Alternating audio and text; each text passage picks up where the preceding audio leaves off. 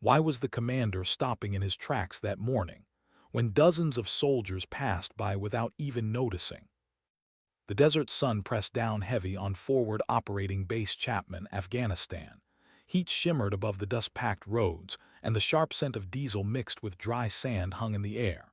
The base moved with its usual rhythm, hum of generators, distant clatter of tools, voices calling orders back and forth. Men carried crates of ammunition. Mechanics bent over armored vehicles streaked with grit. It was a morning like any other, routine, predictable, unremarkable. Except for one corner of the weapons maintenance yard. Commander Jake Morrison was used to scanning his environment without pause. 12 years of leading SEAL operations had taught him that everything mattered, the small, the trivial, the overlooked. A soldier standing too stiffly, a gate left slightly ajar, a silence where noise should be. But this time, what caught him wasn't a sign of danger. It was something different, something that tugged at him, stopping his boots mid-stride. A single figure sat cross-legged on a tarp near the armory doors. Before her lay a Barrett .50 caliber sniper rifle, completely disassembled into hundreds of precise, gleaming parts. Not unusual on its own. Snipers often cleaned their weapons after long missions. What unsettled Morrison wasn't the weapon, it was the way she worked. Her hands moved with quiet precision, not hurried, not sloppy, not the rushed chore of a tired operator eager to get through maintenance and move on. Each component was treated with care, as though it carried weight beyond steel and spring. She picked up one piece, studied it as if in dialogue with it, ran cloth and oil across every edge, then set it down in perfect order among the rest. Most soldiers treated weapon cleaning like brushing their teeth, functional, necessary, done without thought. This was different. It was like watching an artist at her canvas. Every bolt and pin received attention. Every motion flowed into the next. The commander's eyes narrowed. He had seen expert shooters. He had seen decorated veterans dismantle and rebuild rifles in the dark with only their memory guiding them. But this woman, her posture, her concentration, her surgical stillness, suggested something rarer. Something that didn't come from manuals or months in training, but from years lived inside the weapon's rhythm. Long hair was tied back in a neat ponytail, though stray strands clung to her face in the heat. The fatigues she wore were the same standard issue as everyone else's, loose enough to hide her frame, but Morrison could read the subtle story of scars and calluses on her hands. And maybe it was only his imagination, but there was a gravity around her, as if the air itself held its breath, waiting. Other soldiers passed by without more than a glance. One laughed with a buddy carrying a crate of rounds. Another paused, looked down, then shook his head and walked on. They didn't see it. They didn't notice what Morrison did. He realized his boots had not moved in nearly 5 minutes. The weapon before her wasn't just a machine. In her hands it looked alive. The .50 caliber rifle had a reputation of its own. 30 pounds of brutal precision, recoil powerful enough to bruise bone, a weapon that could disable vehicles or punch through walls. Most who carried it respected its weight with caution, even a touch of fear. Yet this woman dismantled it with the calm familiarity of someone brushing dust off an old photograph. It wasn't just maintenance, it was communion. Morrison caught himself frowning. Who was she? The name on her fatigues wasn't visible from his angle. He could have walked away, gone about his inspection rounds, left the question unanswered. But his instincts told him no. He stayed. And the longer he stayed, the more soldiers began to gather quietly around. At first one, then two. A pair of younger corporals paused, whispering. Then a staff sergeant leaned against a Humvee, crossing his arms. Something unusual was happening and word was spreading. Still, she gave no sign of noticing. Her focus never wavered. It took nearly 2 hours. Morrison let himself be late for 2 separate checks just to keep watching. He told himself it was professional curiosity, but deep down he knew there was more. Something about her hands, her silence, demanded respect. When she began reassembly, it was smoother than any field demonstration he'd ever seen.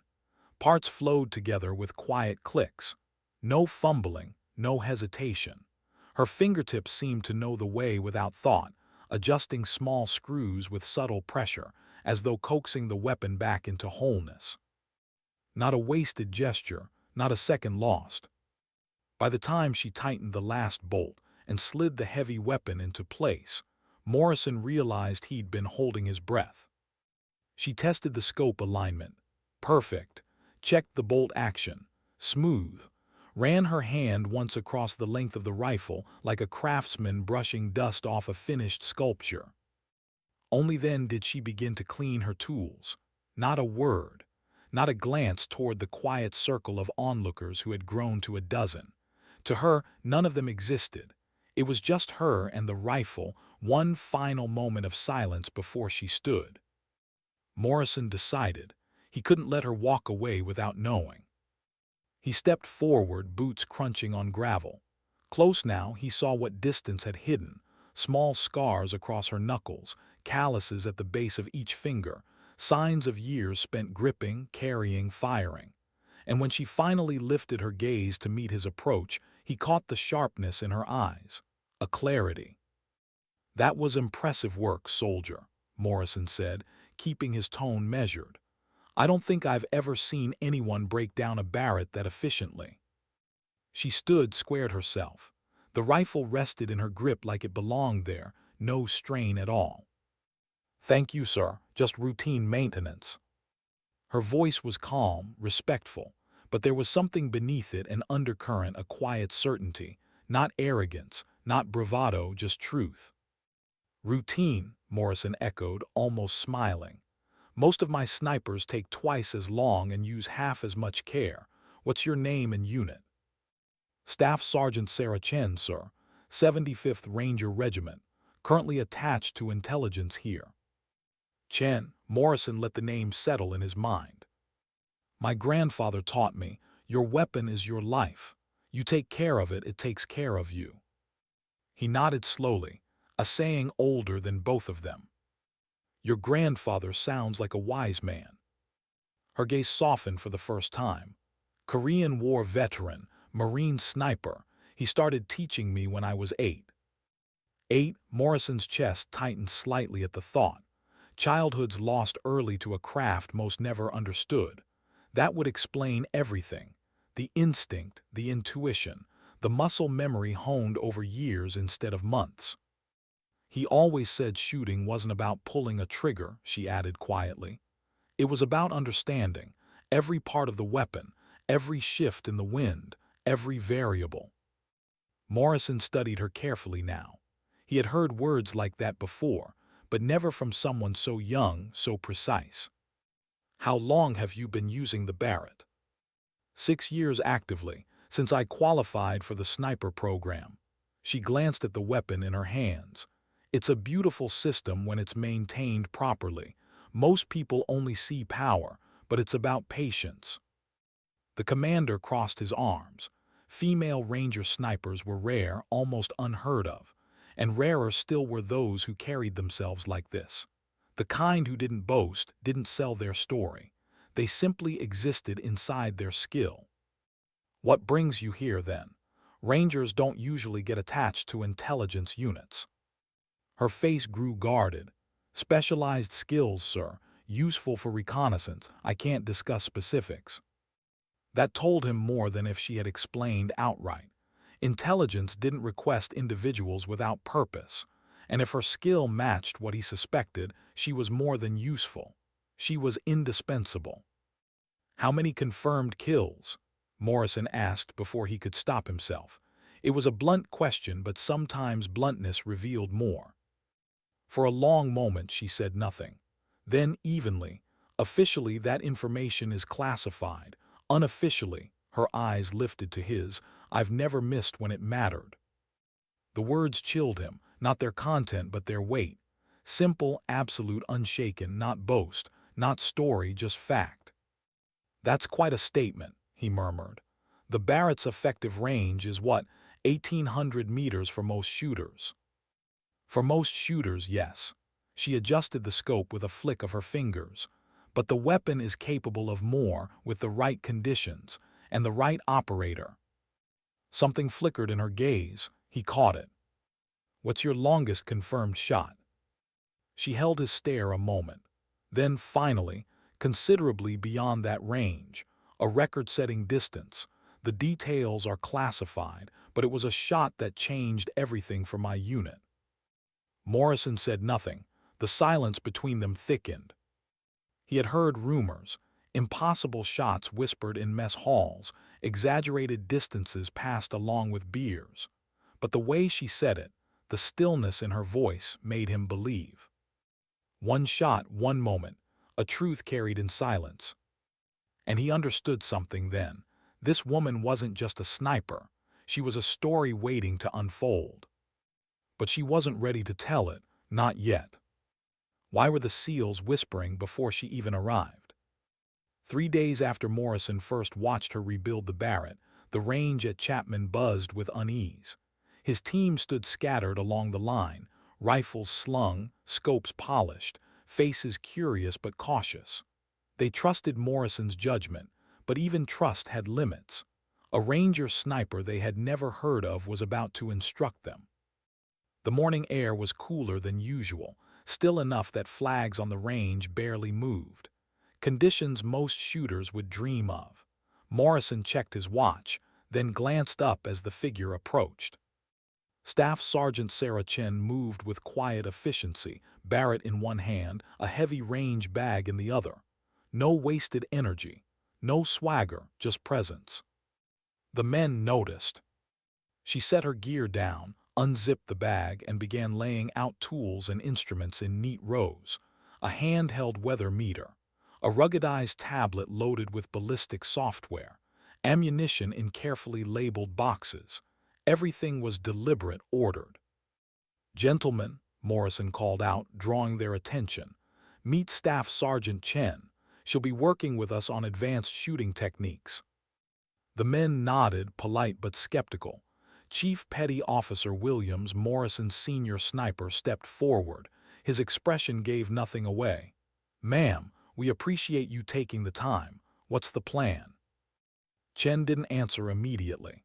Instead, she scanned the range, targets set at 600, 800, 1,000 meters, the furthest at 1,200. Then she looked back at the team. "We start simple," she said. "Accuracy at mid-range. Then we extend distance. The goal isn't to impress, it's consistency, small corrections, big results." She spoke evenly, without the edge of someone trying to prove themselves. But Morrison noticed how her eyes sharpened when she studied each man, as if she were already analyzing flaws before they fired a single shot. She powered on her weather meter, checked wind speed, air pressure, humidity, then entered numbers into the tablet. Her process was exact, almost scientific. "Before you fire," she said, "understand the conditions. The air between you and the target isn't empty, it's alive. Temperature, wind shear, pressure, all of it bends a bullet's path. Ignore it and you're just guessing." The men exchanged looks, intrigued despite themselves. For the next hour she worked with them individually, adjusted a stock here, corrected trigger pressure there, reminded one shooter to steady his breathing, reminded another that his scope alignment was off by half a degree. Small things, things even seasoned operators sometimes neglected. At 600 meters, Williams fired a 5-shot group, then peered through his scope. His eyebrows rose. "That's the tightest I've ever shot at this distance." Chen only nodded. "You eliminated 3 inconsistencies. That's all it takes. Precision is discipline repeated." By mid-morning, skepticism had turned to focus. Even Morrison, watching from behind, felt the shift. His men weren't just following instructions, they were learning. And yet she hadn't fired a single round herself. Martinez, the youngest sniper in the unit, finally broke the silence. "Ma'am, we've been doing all the shooting. Don't you want to show us what you can do?" Morrison caught her glance, gave the faintest nod. Chen picked up the Barrett, checked her scope, then looked toward the furthest target. 1,200 meters, Morrison said. Think you can hit it? Her reply was calm. I can hit it, but that's not really the challenge. She began preparing, studied the wind flags, checked the weather meter again, entered numbers into her tablet, adjusted her scope in small, precise increments. The SEALs, used to shooters shouldering rifles with little more than instinct, watched in silence as she calculated with surgeon-like care. Then she lay prone, nestled behind the rifle, and became perfectly still. The Barrett thundered. Dead center. Williams confirmed it through his spotting scope. But Chen wasn't done. She chambered another round aimed at a smaller silhouette beyond, barely visible at the same range. Another shot, another impact. Martinez lowered his scope, shaking his head. Incredible. She cleaned her rifle without expression. 1,200 meters isn't really a challenge, under the right conditions. Williams asked the question everyone else was thinking. Then, what kind of distances do you usually shoot? Her hands stilled for a moment. She set the cloth down, then spoke so quietly the men leaned closer. My longest confirmed shot was 3,247 meters. The silence that followed felt physical. Even Morrison, who had half expected something like this, felt the weight of it. A shot at that distance wasn't just skill, it was myth. Williams blinked. That's impossible. Chen looked at him calm. 6 months ago I would have agreed, but sometimes impossible becomes necessary, and you learn what you're capable of. Her words lingered in the cool morning air. The SEALs, hardened men who'd carried rifles into firestorms, now leaned closer, not to test her but to listen. And Morrison realized what was happening. They weren't watching a display of skill anymore. They were about to hear a story that would change the way they thought about shooting, about war, maybe even about themselves. She set the Barrett aside, straightened slowly, and let her gaze drift to the mountains in the distance. It was in eastern Afghanistan, she began. Her voice carried a different weight now, less instruction, more memory. We were tracking a high-value target for 3 weeks, a commander responsible for ambushing convoys. Smart, paranoid, always moving, never stayed in one place for more than a few hours. Her eyes narrowed slightly as if seeing it all again. But there was one spot, an old Soviet observation post on a mountain peak. He visited it regularly, always at dawn, always in the same place. Morrison leaned forward. How far?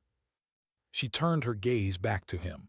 3,247 meters across a valley. One position offered a line of sight, only one. That was ours. The team shifted uneasily. Even the number sounded unreal. Martinez spoke softly. At that distance, the bullet in the air 4 seconds. Chen nodded. 4.3. Wind changes, pressure changes. Even the Earth's rotation comes into play. Under normal conditions, impossible. But we didn't have normal conditions. We had 3 days to prepare, and no second chances. She paused, lifted a water bottle, took a slow drink. Her hands didn't tremble. They never did. Morrison watched her spellbound. 3 days of studying wind currents, recording temperatures, calculating altitudes, consulting ballistic experts through satellite comms. Every variable mattered. Every detail could decide life or death. She set the bottle down, her voice quiet now. The morning came, conditions perfect, no wind, stable air. Target appeared right on time. I had been in position for over an hour, breathing slow, heart rate steady, 10 minutes of final checks. Williams swallowed. And when you pulled the trigger, what went through your mind? For the first time, her gaze softened. My grandfather's words, trust the training, trust the weapon, trust yourself. Silence fell heavy again.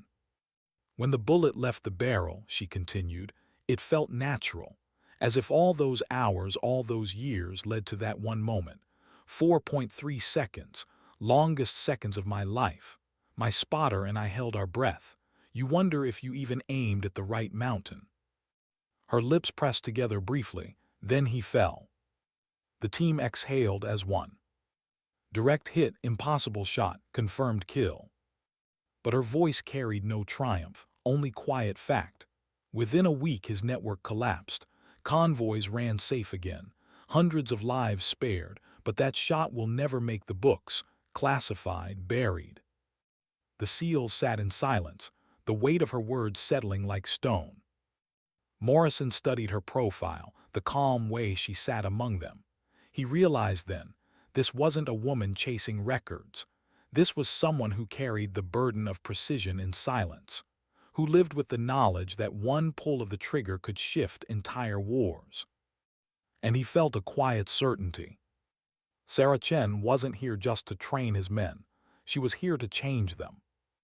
Why did the room fall silent the moment her eyes shifted to the map? 2 weeks after the range demonstration, Commander Jake Morrison found himself in a secure briefing room with his senior SEALs and with Staff Sergeant Sarah Chen. The walls were bare steel. Fluorescent lights hummed overhead. A single projector cast satellite photos across the screen at the front of the room. No one spoke at first, not because of the images themselves, grainy overhead shots of rugged mountains, jagged ridgelines, a compound tucked against rock, but because everyone in the room sensed it. Something heavy was about to be asked of them. Morrison cleared his throat. Target is a terrorist commander operating from this compound near the Pakistani border. Intelligence indicates he's planning a major attack on coalition forces. We don't know the time or place yet, but when it comes, the scale will be catastrophic. The team leaned forward. No one interrupted. Morrison tapped the map. The compound is dug into the mountainside. Natural rock formations protect it from artillery. Enemy air defenses rule out helicopters. Ground assault. 30 kilometers of hostile terrain, zero chance of surprise. The target only appears outdoors for short intervals, always in this courtyard. Chief Williams, calm as ever, spoke first. Timeline.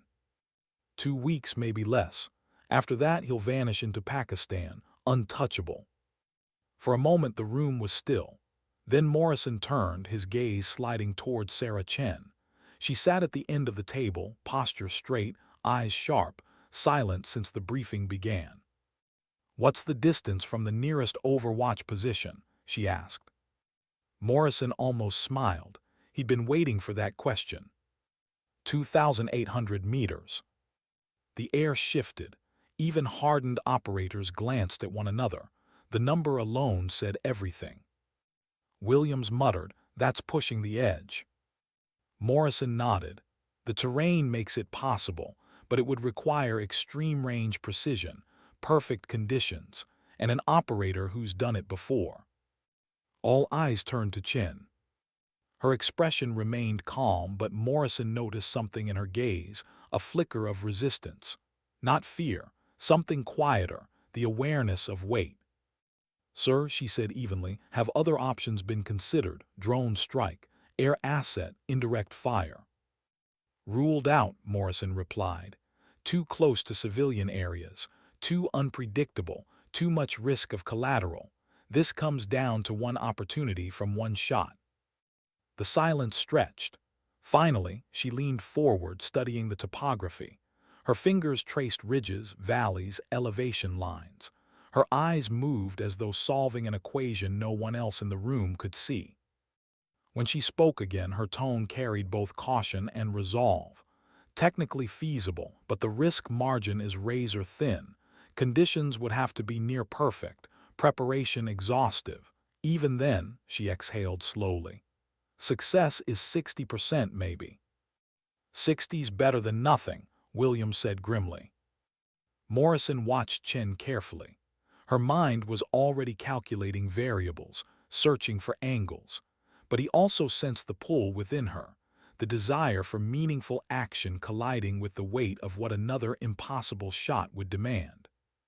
"What would you need to make it feasible?" Morrison asked quietly. Her answer was immediate. Meteorological data for 6 months. Wind patterns, temperature swings, pressure fluctuations. I'd need a week on site before the mission to study conditions firsthand. And custom modifications. Standard Barrett will do, but we can optimize further. Barrel treatment, precision ammunition, specialized optics. Her voice remained steady, but Morrison could hear the truth beneath it. This wasn't just preparation. This was a sniper demanding certainty in a world where certainty rarely existed. "And insertion?" Williams asked. "High altitude," she replied. "Then multi-day movement on foot, nights only. Any compromise, the mission fails." The men shifted uncomfortably. 4 days of crawling through mountains, exposed, alone. But Chen didn't flinch. She had already accepted the danger. Her hesitation was elsewhere, buried deeper. Morrison caught it in her eyes. It wasn't whether she could make the shot. She knew she could. It was the question that haunted every sniper who'd ever pulled a trigger at impossible range. What would it cost her this time? Morrison broke the silence. "I'll recommend we proceed, but the choice isn't mine alone. Sergeant Chen, if command approves, are you willing to take this assignment?" Her gaze lifted slowly. She looked around the table, at the men who had listened to her story days earlier with reverence. Men who now depended on her for something beyond numbers. Then she looked back at Morrison. "If my superiors clear it," she said, "I'll do everything I can to make the shot count." Her words were simple, but Morrison heard what was unsaid. She would carry the burden quietly, without expectation of recognition. And if it broke her, no one outside this room would ever know. 6 days later, the mountains swallowed them whole. The insertion had been brutal, altitude drop under cover of night, packs heavy, silence absolute. For 4 nights they moved across jagged ridges, hiding during daylight, never leaving trace of passage. Morrison led from the front, but it was Chen who seemed born for the terrain. She never complained, never faltered, never wasted energy. At last they reached the Overwatch site. 11,000 feet, a rocky outcrop overlooking the compound. The target's world lay beneath them, small figures moving like ants in courtyards, smoke rising faintly from chimneys. Chen immediately began the work that mattered most. Every hour she recorded data: wind speed, air pressure, humidity. She studied the valley's shifting currents, the patterns of morning fog, the way air temperature changed between night and dawn. She built a profile, layer upon layer, until she could almost see the bullet's future path before it existed. Her rifle had been modified for the mission, custom barrel coating, ammunition machined to precise tolerances, scope calibrated for distances few believed possible, every variable controlled, every weakness reduced. But no amount of science could erase the truth. When the time came, she would be alone with the shot. Morrison watched her sometimes when she thought no one noticed. How she sat perfectly still, staring through the scope not just at the compound but at herself, as if testing her own limits as much as the rifle. Chief Williams whispered one night as they lay in their hidden position, "I've never seen preparation like this. She's considered things most of us wouldn't dream of." Morrison nodded, but in his chest unease grew, because he understood what Williams didn't. It wasn't preparation that haunted Sarah Chen, it was responsibility. A sniper could do everything right, study wind, calculate drop, control breathing, and still the bullet could miss. And if this shot missed, the cost would be hundreds of lives. It was the kind of weight that carved scars inside a person no one else could see. The morning came. Clear skies, no wind, stable conditions, the kind of day a sniper prayed for and feared. Chen lay prone, her body perfectly aligned, breathing measured. Martinez, acting as spotter, whispered numbers beside her. Wind 3 miles per hour northwest, temperature 42, pressure steady, distance 2,847 meters. Through her scope, the world shrank to one image, a courtyard 2 miles away where the target would appear. Her hands didn't shake, But inside, something else moved, a memory of her grandfather's voice. Trust the training, trust the weapon, trust yourself. Morrison crouched behind her, stopwatch ready. He found himself holding his own breath, though he wasn't the one on the trigger. At 7:15, the target emerged. Same place, same routine. I have visual, Chen whispered. The valley was silent. Time seemed suspended. She began her final sequence, breathing slow, scope adjusted by fractions. Her finger rested on the trigger, still but alive. Atmospheric conditions stable, Martinez murmured. Her eyes never left the crosshairs. 3 seconds, 2, 1. The Barrett cracked, echoing across stone. The bullet left the chamber, carving the invisible arc she had prepared for 6 days. Morrison's stopwatch ticked. 1 second, 2, 3, 4. At 4.2, the target collapsed. Chaos erupted in the compound. Men scattered, shouting, gesturing, but none of it mattered. The shot had already ended it. Confirmed hit, Martinez whispered, awe breaking through his professionalism. Chen stayed motionless another minute, scope locked, ensuring no mistake. Only then did she exhale, slow and silent, and begin breaking down the rifle. Morrison stared at her, the woman who had made impossible possible again. A shot no one outside this mountain would ever know about, a story destined for silence. And yet she would carry it, alone. Why did silence feel heavier than the gunshot itself? The compound below still rippled with confusion. Guards sprinted through narrow alleys. Vehicles roared to life, their engines echoing faintly across the valley. But the man they had sworn to protect would never give another order. The shot had done its work. Yet in the overwatch position, no one spoke. Sarah Chen slowly lowered her cheek from the stock of the rifle. Her hands moved automatically, bolt open, chamber cleared, scope capped. Every motion as precise as it had been in the maintenance yard weeks earlier. But her eyes, Morrison caught it. For the briefest second, her eyes weren't on the valley. They were somewhere else.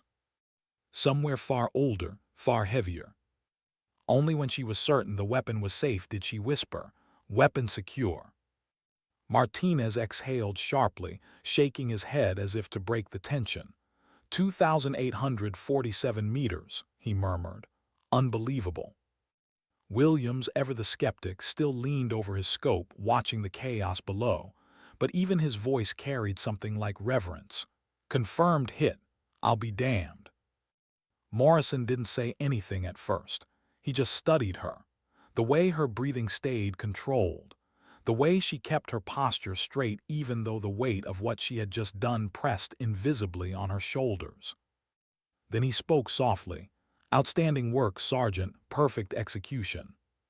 She didn't look up, just began cleaning the rifle again, cloth moving in small circles over metal already immaculate. "Sometimes," she said quietly, "everything comes together." The words held no triumph, no celebration, only a kind of weary acceptance. Extraction was slow, deliberate, and tense. The SEALs packed gear with disciplined silence, moving out at dusk, melting into the dark folds of the mountains. Every step downward was a reminder of how exposed they remained.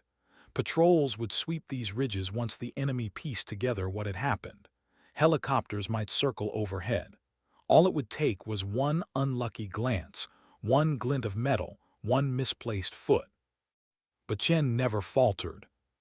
Morrison noticed how she carried the Barrett, not slung carelessly, not clutched with tension, but balanced perfectly across her frame, as though rifle and woman were parts of the same design.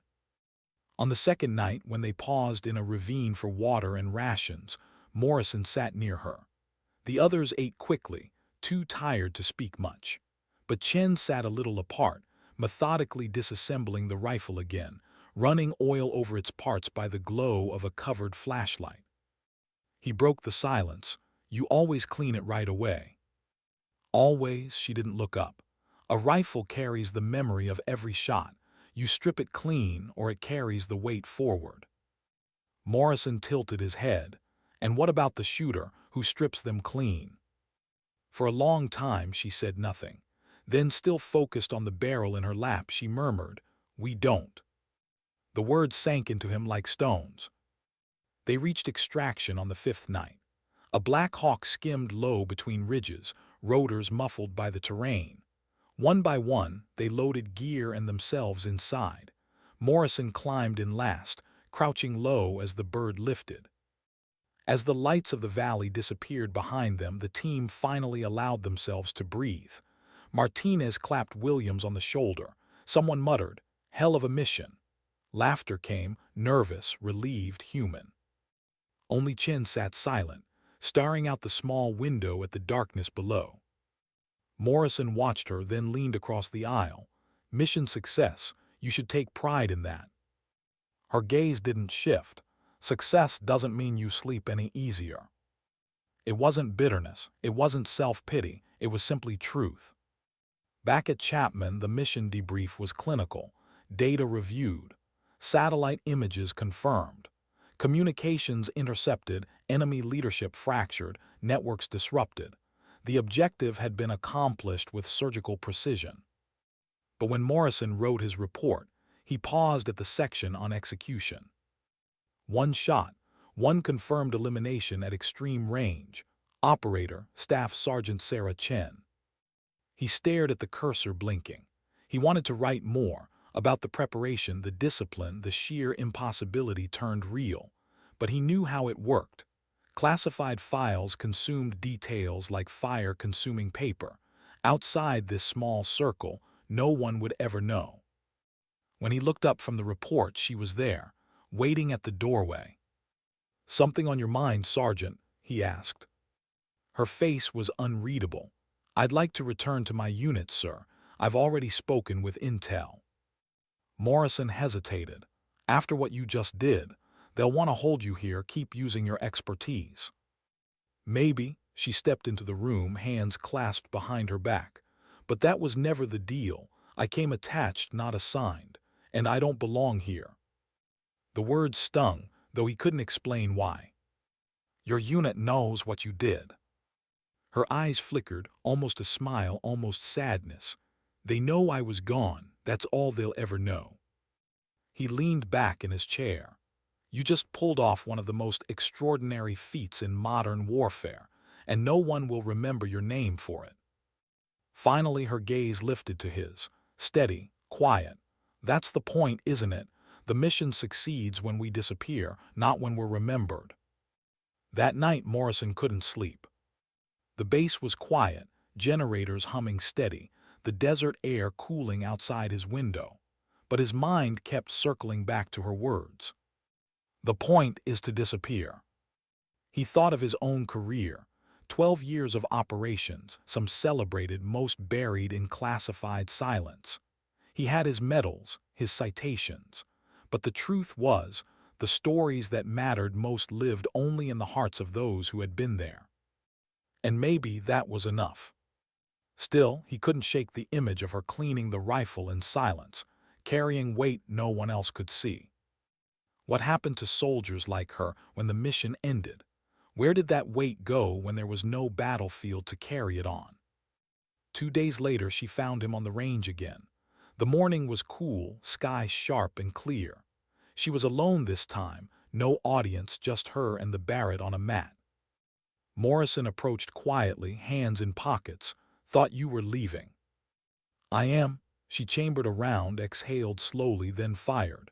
The shot rang sharp across the empty field, perfect impact. "Then why come here first?" he asked. She lowered the rifle, met his eyes. "To remind myself of something." "What's that?" "That it was never about the distance, or the record, or the story." She tapped the stock lightly, almost like a farewell.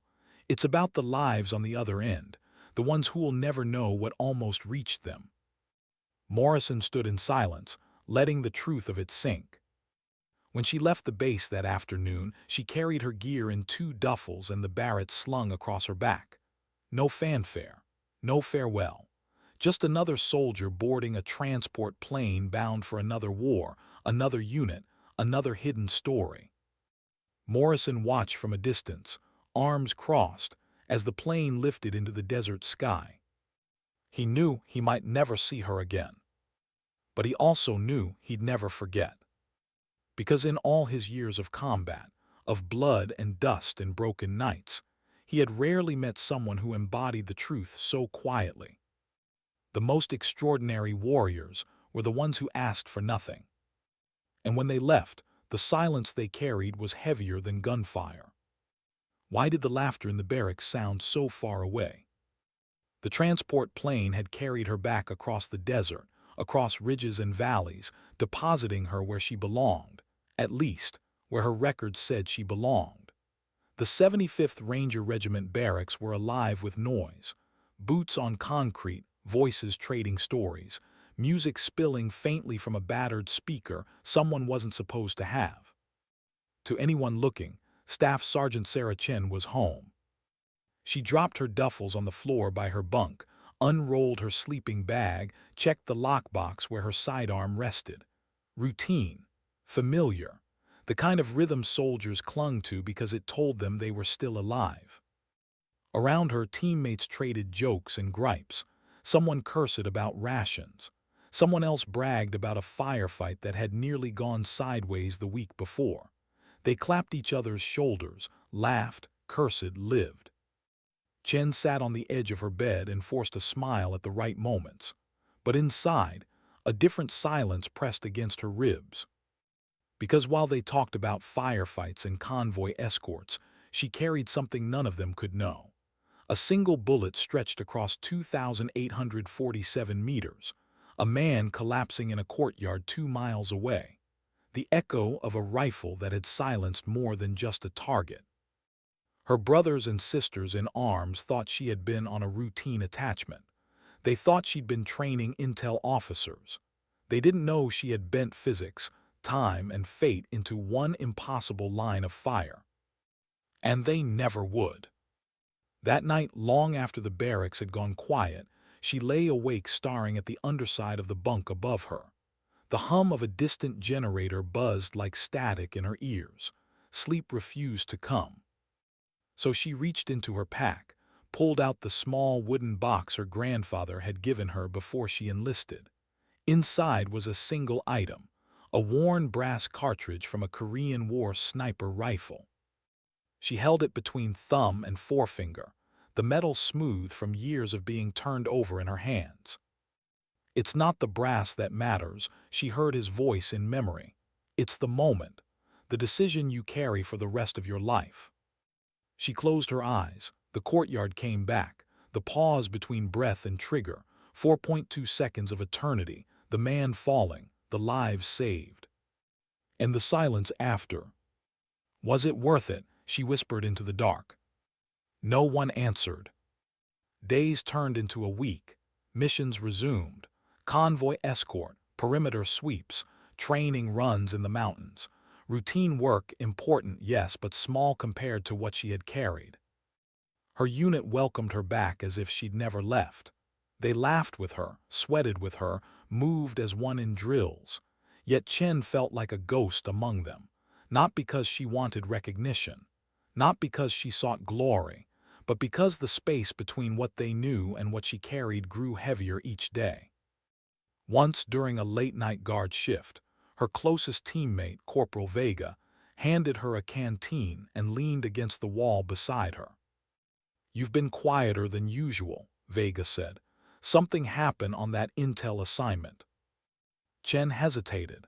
Vega was as close to family as anyone in uniform could be, but she couldn't tell her the truth, couldn't share the weight. So she shrugged, just tired. Vega studied her for a long moment, then nodded. "Yeah, we all are." The conversation drifted to other things, but the distance remained. One evening, rain fell hard across the camp, drumming against tin roofs, turning the packed earth into slick mud. Chen sat alone in the armory, her Barrett disassembled across a table. The sound of rain drowned out the world, leaving only her and the weapon. She cleaned each piece methodically, as she always did. But tonight, her hand slowed. The rain blurred into another sound in her memory, the faint whistle of wind through mountain rocks, seconds before the impossible shot. Her chest tightened. She thought of the man she had killed, not his name, not his crimes. Those were in the briefings. She thought of his face, the way it must have looked in the instant before the bullet struck. Did he know? Did he sense it? Did he feel the shadow of her presence across that valley before everything ended? She would never know. And that was the weight, not the shot, not the distance, the not knowing. She pressed her hands to the table, knuckles white. For a moment, she hated the silence more than the war itself. Then she breathed, slow, controlled, the way her grandfather had taught her, and the storm inside quieted, if only for a moment. The next morning, during training drills, Morrison's words came back to her unbidden. Outstanding work, Sergeant. Perfect execution. She had accepted his praise with silence. But what did perfect execution mean? Execution wasn't perfect. Execution was ending a life. Execution was a ripple of chaos in another man's home, another man's family. And even if the mission was righteous, even if hundreds of lives were saved, the word carried a chill she couldn't shake. She went through the drills anyway, shot after shot at moving targets, perfect accuracy. Her team cheered, Vega grinning wide, "You're a machine, Chen." But inside, she felt less like a machine and more like something hollowed. That night, she dreamt of her grandfather. They were back in the woods of her childhood, leaves crunching underfoot, a hunting rifle cradled in her small hands. He stood behind her, steadying her shoulders. "Breath controls the body," he whispered. "Patience controls the mind. But it's not about hitting the target. It's about knowing why you take the shot." In the dream, she turned. "And what if the why is too heavy?" His face softened. "Then you remember the lives behind you, the ones who walk forward because you stood still." When she woke, her pillow was damp with sweat, her fists clenched tight around the brass cartridge. Weeks passed, missions came and went, life resumed. But inside Sarah Chen, a question grew louder with each day. How many more times would she be asked to vanish into shadows, to bend the impossible into reality, only to return to silence? How many more shots could she take before the silence broke her completely? She didn't know. But she knew this: she would take them if called, not for recognition, not for pride, for the lives behind her. Because that was the promise she had made as a girl in the woods, rifle in hand, listening to her grandfather's steady voice. And promises, she believed, were heavier than bullets. Why did her heart sink when the summons came? It was a quiet afternoon on base. The desert wind carried dust across the compound, soldiers lounged in the shade, a game of cards spread across a battered crate. Sarah Chen sat on the armory steps, eyes closed, letting the warmth of the sun soak through her fatigue jacket. For once, there was no mission pressing against her thoughts. Then the runner appeared. "Staff Sergeant Chen," he said, breathless. "Command wants you in the briefing room, now." She opened her eyes slowly. The knot in her chest tightened even before the words finished leaving his mouth. Briefings like this weren't for routine patrols. They weren't for convoy escorts. They were for things that bent possibility until it threatened to break. She stood, slung her canteen over her shoulder, and followed. The briefing room was the same steel box she remembered, fluorescent lights buzzing faintly, projector humming.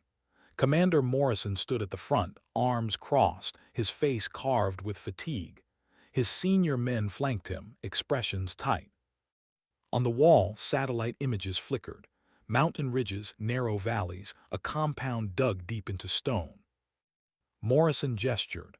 "Target, high-value insurgent leader, planning a coordinated series of attacks across 3 provinces. If he succeeds, hundreds of lives will be lost, maybe more." Chen didn't speak. Her eyes moved across the images, mapping angles, distances, terrain. Williams broke the silence. "Intel says he only appears outside for minutes at a time. Compounds well defended. No air support possible. No artillery. It's another precision job. Morrison's gaze shifted to Chen. The only position with line of sight is here, he said, pointing to a ridge opposite the compound. 2,500 meters.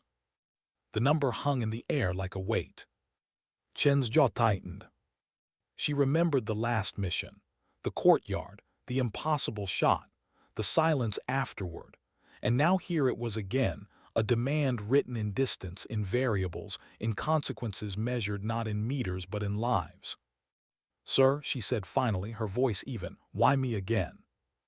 Morrison's expression softened, if only slightly. "Because you've done it before, because the team trusts you, because no one else can." She looked away. The compliment felt more like a chain than praise.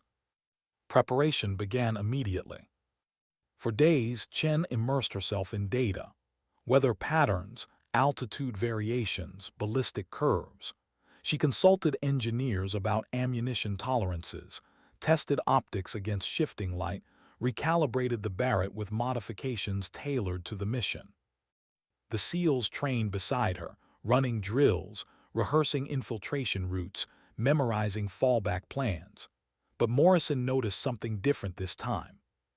Chen wasn't just focused, she was guarded. Late one night, while the others slept, he found her alone in the armory.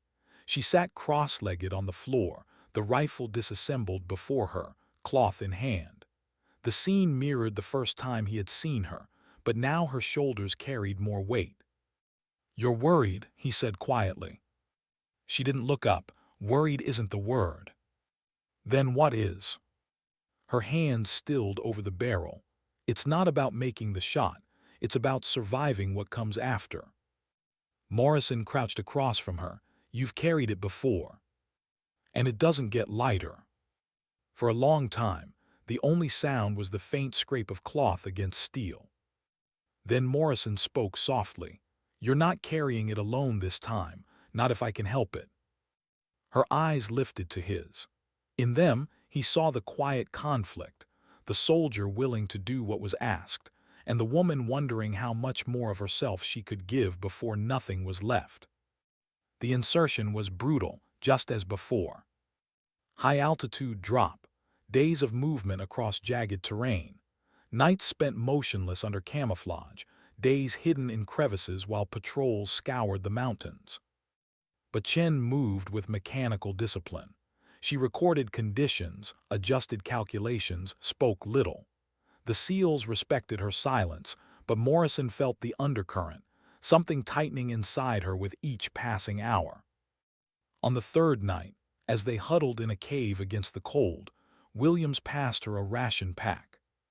"You don't say much, Sergeant," he said, "but we know you're the reason we're here at all. Just wanted you to hear that." She gave a faint nod, "Thank you." But when he turned away, she stared at the fireless stove, expression unreadable. Morrison knew what she was thinking. Gratitude didn't make the weight lighter. The morning of the mission arrived. The overwatch position loomed above the valley, jagged rock biting into their knees and elbows as they crawled into place. Below, the compound stirred with life, guards packing, vehicles grinding across dirt tracks. Martinez whispered updates beside her. Wind 3 miles per hour, pressure steady, range confirmed at 2,500. Chen lay prone, body aligned with the rifle, breath measured, but inside her chest burned. She remembered the last shot, the silence after, the knowledge that no one outside the classified files would ever know. And now she was here again, about to vanish into history's shadows one more time. Through the scope, the courtyard swam into focus. A figure appeared, the target. Her fingers settled on the trigger. The valley held its breath.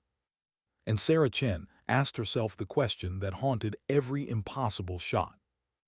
How many more times can I do this before I disappear completely? She exhaled and pulled. The Barrett cracked, thunder rolling across stone. Morrison's stopwatch ticked. 1 second, 2, 3.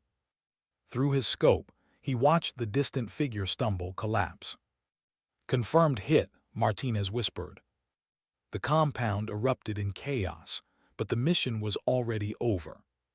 Chen stayed frozen, eye pressed to glass, breath locked.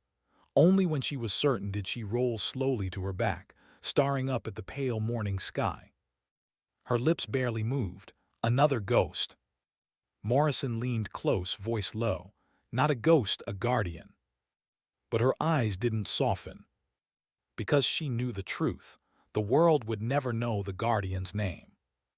And sometimes, being unseen was the heaviest burden of all. Why did her hands tremble when no one was watching? The mission had ended, another courtyard silenced, another network fractured, another life taken at impossible range. Extraction had been clean, the team returned without a scratch, reports filed under layers of classification. On paper, it was perfection. But inside Sarah Chen, something was fraying.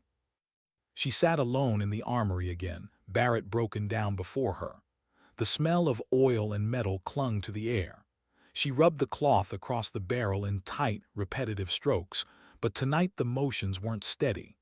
Her fingers trembled just slightly, just enough that she clenched her jaw against it.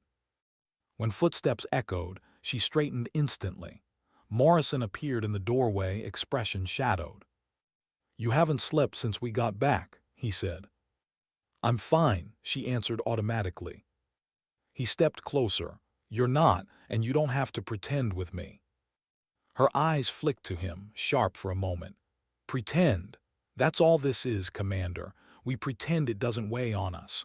We pretend it's just a number on a report. Then we disappear so the world doesn't have to know." Her voice cracked, not in volume but in weariness.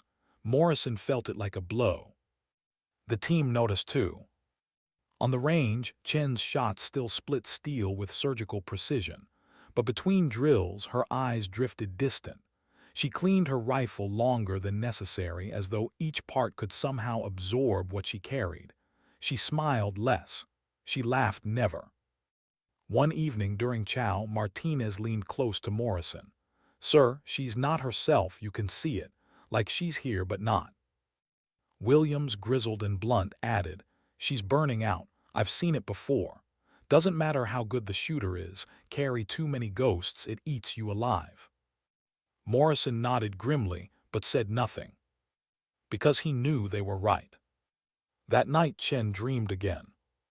The woods of her childhood, her grandfather's voice, his hands guiding hers as she steadied the rifle. "Remember," he whispered, "the shot isn't the burden, the why is. If you forget the why, you lose yourself." But in the dream, when she pulled the trigger, there was no deer, no target. Only a faceless silhouette collapsing in silence. She woke with her heart pounding. The brass cartridge clutched so tightly in her fist it left marks on her skin. The next morning, Morrison found her sitting outside the barracks, watching the sunrise burn across the desert sky. She didn't turn as he approached. "Beautiful, isn't it?" he asked softly. She nodded. "Almost makes you forget where you are." He sat beside her. For a moment, they just watched the horizon bleed orange and red. Finally, she spoke. "How many times can someone carry this before it breaks them?" He didn't answer right away. He thought of his own ghosts, missions buried in files, names erased, choices made in seconds that haunted years. "Depends on the person," he said finally. "Some carry it a lifetime, some don't make it a year, but you," he looked at her, "you've carried more than most ever will." Her lips pressed thin. "And for what? A classified file, a footnote no one reads. My name erased so the story doesn't exist." "Not erased," he said gently, "protected." But she shook her head. "It doesn't feel like protection. It feels like being hollowed out."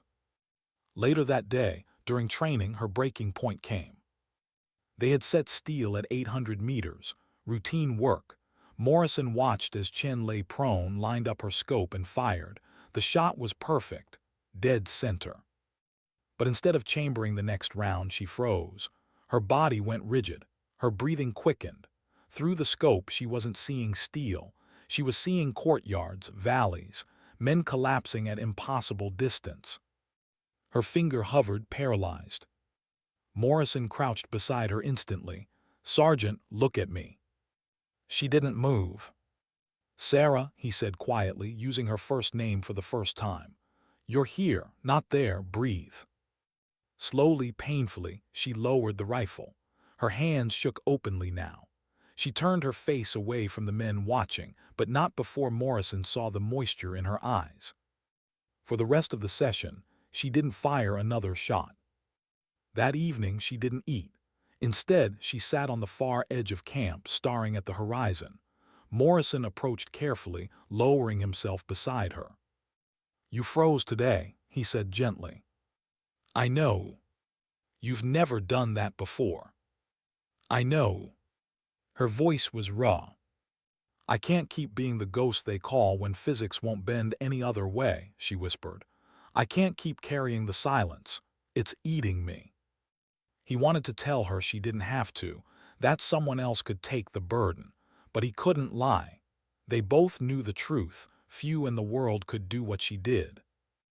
Instead, he placed a hand lightly on her shoulder. "Then maybe it's not about carrying it alone. Maybe it's about letting someone carry a piece with you." She turned to him, eyes searching. "And if the silence swallows me anyway? Then at least you won't go alone." The words hung heavy between them. Not comfort, not solution, but truth. That night she opened her grandfather's box again. The brass cartridge gleamed faintly in the low light. She held it tight, whispering into the silence. "You told me to remember the why, but what if the why isn't enough anymore?" The room gave no answer. Only her own reflection stared back from the polished casing. And for the first time since she was 8 years old, Sarah Chen wondered if the rifle would one day take more from her than any enemy ever could. The SEAL team knew she was slipping, but they didn't speak of it openly. Soldiers carried ghosts in silence. That was the way. Yet Morrison saw the truth. The strongest warrior he had ever met was breaking, not from bullets, not from fire, but from the silence of her own unseen sacrifice. And he feared what would happen when command called for her again. Because they would, they always did. And she would answer, even if it hollowed her out completely. Why did it feel like this would be her last time behind the scope? The call came faster than anyone expected. A convoy of coalition aid workers had been targeted. Intelligence traced it back to a new commander rising in the mountains, ruthless, calculated, already planning the next attack. If not stopped, dozens more would die. And once again the map circled back to a single courtyard, a single appearance window, a single opportunity. 2,600 meters. The room fell quiet when the number was spoken. Morrison's men exchanged glances. They knew what it meant. Morrison's eyes found Chen's. He didn't need to ask. She already knew. She nodded once, silent, accepting. But inside, something twisted. It wasn't fear of missing. It wasn't fear of death. It was fear of losing herself completely in the silence that would follow. The approach was the hardest yet. 4 nights across freezing ridgelines. No fires. No rest longer than minutes. Every step demanded more than the last. Morrison kept pace beside her, but even he felt the weight pressing heavier on her shoulders. On the final night before the mission, they huddled in a rocky crevice against the cold. The men dozed in shifts, conserving energy. Morrison sat awake, watching her. She held the brass cartridge in her palm, thumb brushing its worn surface. "My grandfather used to tell me," she murmured, "that every shot changes you, not just the target, you." Morrison nodded slowly. Was he right? She turned the cartridge over once, twice. "Yes, and I don't know how many more changes I can survive." He wanted to tell her she'd be fine, that she was stronger than anyone he knew, but lies would shatter her faster than truth. So instead he said, "Then make this one count, not for the file, not for command, for you." She looked at him for a long moment, and in her eyes for the first time in weeks there was something different, not light, not relief, but choice. Dawn broke clear and cold. The compound below stirred with movement. Guards shifted. A door opened. Chen lay prone, body aligned, scope steady. Martinez whispered numbers. Wind negligible, pressure holding, distance confirmed. But this time Chen wasn't only calculating variables. She was remembering faces. Vega's laughter. Martinez's steady loyalty. Morrison's quiet trust. Her grandfather's hand on her shoulder, guiding her aim not at targets but at purpose. She realized then, this wasn't about disappearing into silence. This was about standing guard for lives that could still laugh, still breathe, still live. Her fingers settled on the trigger. "Target acquired," she whispered. "Shot when ready," Morrison said softly behind her. She exhaled and pulled. The crack of the Barrett split the dawn. 1 second, 2, 3. Through the scope, the figure dropped. Confirmed, immediate, clean. The compound erupted in chaos, guards scattering, shouts echoing faintly across the valley. But the mission was over before the panic began. Chen stayed on the scope, steady, confirming, breathing slow. Then, finally, she rolled back, eyes closing for a moment against the morning sun. Morrison crouched beside her. "Direct hit, you did it." Her eyes opened, meeting his. And for the first time after a shot, she didn't look hollow. She looked resolved. "Not for them," she whispered. "Not for the file, for me." Extraction was grueling, but the team moved with quiet determination. No one spoke much. They didn't need to. They had seen the weight she carried, and they had seen her stand beneath it without breaking. Back at base, reports were filed, details buried, lives saved. Business as usual in the world of shadows. But something was different in Sarah Chen. She still cleaned her rifle with the same meticulous care, still disassembled every piece, polished it, rebuilt it. But this time, when she ran her hand along the barrel, it wasn't only ritual. It was release. When Morrison approached her later, he saw it too. "You look lighter," he said. "Not lighter," she corrected softly, "but steadier." He nodded. "Think you'll stay this time?" She smiled faintly, the first true smile he'd seen from her in weeks. "I'll go where I'm needed, but I won't disappear into it anymore. I can't." And Morrison, who had carried his own ghosts for 12 years, understood. That evening she walked alone to the edge of the base, brass cartridge in her pocket. The desert stretched endlessly before her, bathed in the fading red of sunset. She pulled the cartridge out, held it up against the horizon. Her grandfather's voice echoed in memory. "It's not the brass that matters. It's the moment. The decision you carry for the rest of your life." She closed her hand around it, whispering, "Then let this one be mine." The sun slipped below the ridge, and with it she felt the silence ease, not gone, never gone, but no longer hollow. The SEALs never spoke of the mission outside their circle. Morrison never wrote her name into any file beyond what classification demanded. To the outside world, the story of Sarah Chen remained a ghost, another impossible shot hidden in shadows. But those who had seen her work, who had stood beside her as she bent the edge of possibility, carried the truth quietly. They knew the records wouldn't tell it, they knew history wouldn't remember it, but they would. And perhaps that was enough. Sometimes greatness isn't in the record books. It isn't in medals or speeches or names etched into monuments. Sometimes greatness is silent, hidden, carried in the steady hands of someone who never asks to be seen. Because dignity doesn't shout, it doesn't demand. Sometimes dignity doesn't speak. It simply acts.